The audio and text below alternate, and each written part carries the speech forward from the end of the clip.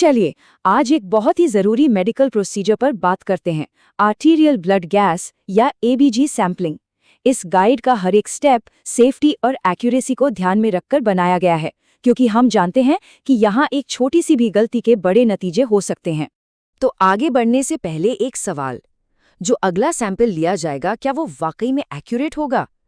देखिए, एक ऐसे फील्ड में जहां ट्रीटमेंट के फैसले इन रिजल्ट्स पर टिके होते हैं, वहां लगभग सही जैसा कुछ नहीं होता।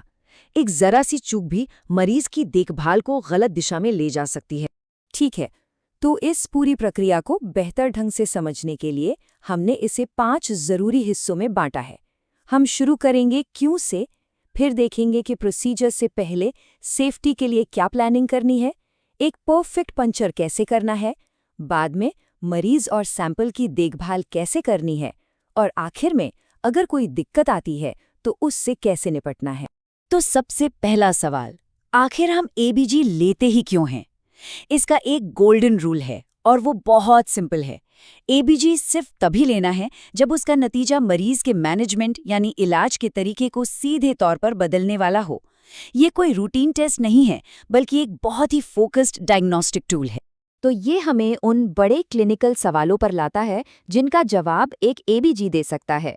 मतलब हम बात कर रहे हैं रेस्पिरेटरी फेलियर को समझने की, वेंटिलेटर सेटिंग्स जैसे FiO2 यानी मरीज को कितनी ऑक्सीजन दी जा रही है उसे एडजस्ट करने की, या फिर गंभीर सेप्सिस की निगरानी करने की।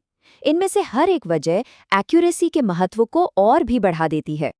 चलिए, अब आते हैं उस हिस्से पर जिसे कई लोग सबसे ज्यादा जरूरी मानते हैं, पंचर से पहले की सेफ्टी प्लानिंग। असल में सुई खोलने से पहले जो तैयारी की जाती है ना, वही अक्सर पूरी प्रक्रिया की कामयाबी और सेफ्टी तय करती है। साइट चुनना कोई गेसवर्क नहीं है, इसके पीछे एक सॉलिड सेफ्टी लॉजिक है। कलाई में जो रेडियल आर्टरी होती है वो हमेशा पहली पसंद होती है। क्यों? क्योंकि ये सतह के पास होती है और यहाँ अच्छा कोलैटरल ब्लड फ्लो होता है, जिससे रिस्क कम हो जाता है। ब्रेकियल आर्टरी दूसरा ऑप्शन है, और फेमोरल आर्टरी वो अपने हाई इन्फेक्शन रिस्क की वजह से सिर्फ इमरजेंसी के लिए ही रखी जाती है। और हाँ, किसी भी साइट पर सुई लगाने से पहले हमें कुछ रेड फ्लैग्स यानी खतरे के संकेतों को जरूर देखना है। क्या कोलेट्रल फ्लो ठीक नहीं है? क्या उस जगह पर इन्फेक्शन का कोई साइन है, या मरीज को ब्लड क्लॉटिंग की कोई प्रॉब्लम है?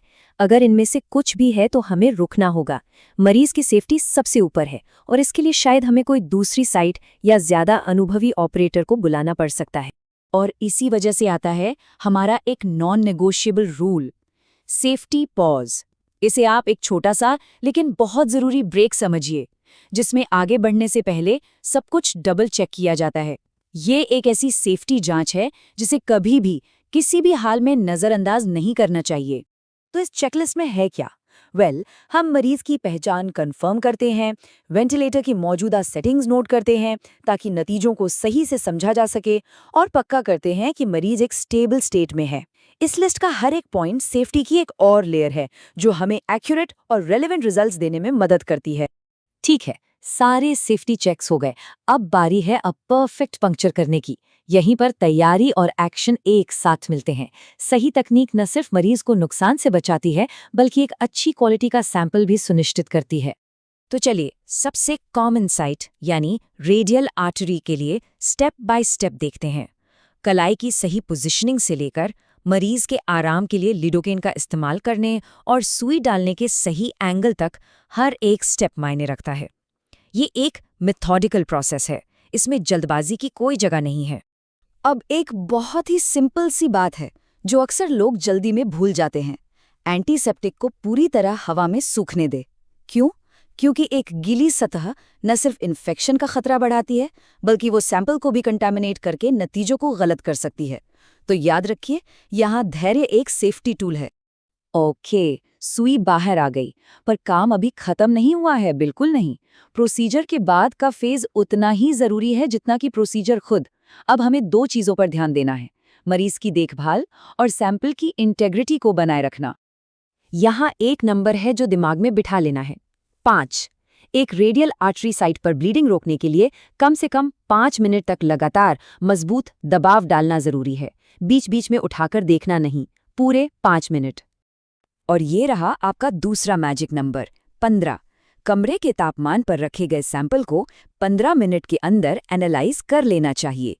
इसके बाद ब्लड सेल्स ऑक्सीजन इस्तेमाल करने लगते हैं, जिससे नतीजे गलत हो जाते हैं। सैंपल लेते ही समझिए घड़ी की सुई टिक टिक करना शुरू कर देती है। सैंपल को सही से हैंडल करना ये नॉन नेगोशिएबल है। हर एक स्टेप जरूरी है, जैसे कि हवा के छोटे छोटे बुलबुले निकालना जो ऑक्सीजन लेवल बदल सकते हैं, या फिर सैंपल को तुरंत कैप करना ताकि वो कंटेमिनेट ना हो। ये वो जरूरी कदम है जो हमें महंगी गलतियों से बचाते हैं। और आखिर में बात करते हैं उस सिचुएशन की जब चीजें प्लान के मुताबिक नहीं जाती। देखिए, बेहतरीन तैयारी के बाद भी कॉम्प्लिकेशंस आ सकती हैं। उन पर आप कैसे रिएक्ट करते हैं, यही एक अनुभवी क्लिनिशियन की पहचान है। ये बहुत कॉमन है। आपने पंक्चर किया, खून का एक फ्लैश आया और रुक गया। अब क्या? चलिए देखते हैं कि प्रोटोकॉल इस बारे में क्या कहता है। सबसे पहले तो घबराना नहीं है। अक्सर इसका मतलब होता है कि सुई आर्टरी के आर पार उसकी पिछली दीवार से टकरा गई है। इसका हल बहुत सिंपल और जेंटल है। सुई को बहुत धीरे धीरे पीछे खींचिए। जैसे ही सुई की नोक वापस आर्टरी में आती है, ब्लड फ्लो अक्सर फिर से शुरू हो जाता है। एक और कॉम्प्लिकेशन है आर्टेरियोस्पाज्म।